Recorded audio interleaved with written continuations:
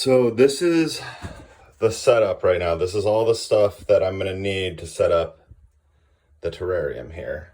I just kind of wanted to show you because I'm getting it all ready. I need one more thing for the inside. Just a little bit of foam in there. But we have a pothos that I propagated from a clipping. Moss, very happy moss, I might add, growing in here. And this stuff all has, this one in particular, I've been lifting. That's why it's a little bit dark. I've been lifting because there's actually isopods living in here. So they're in there as like a cleanup crew, kind of going through, making sure there's no bad mold. Here's some more there. There. There's not a ton of them, but they're there. And I've just been kind of making sure that they have food and water and kind of letting them do their thing. And in fact, these little pieces are actually quite ideal when you're building these terrariums. So it's not necessarily the best to have these big pads. Anyways, so some of the other things that we got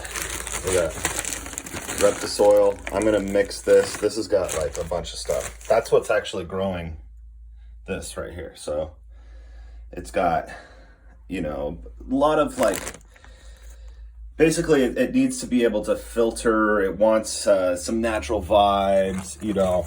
There's a little bit of sand. There's some mosses in there. We also have a tarantula specific substrate. I'll show you what this one looks like. This one is more like a sand.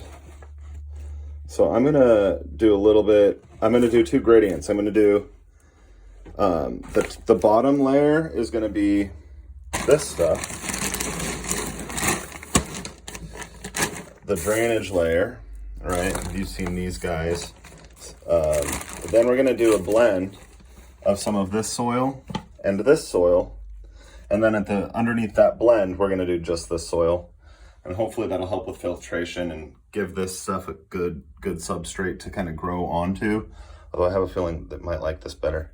So I'm gonna check it out. But my plan is to fill up this bottom thing, kind of go up the side here at an angle, depth, you know, and then cover that whole bottom piece with moss so that it's kind of moderated humidity, right? It's not going to get too humid, and it's going to filter water that's kind of getting in there, and it's going to kind of maintain like normal levels.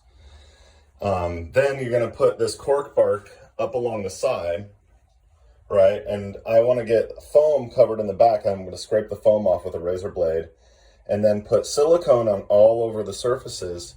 And then I'm going to cover it in a substrate like this to make it look like it's dirt. Or I might like make something made out of wood that fits in the back there.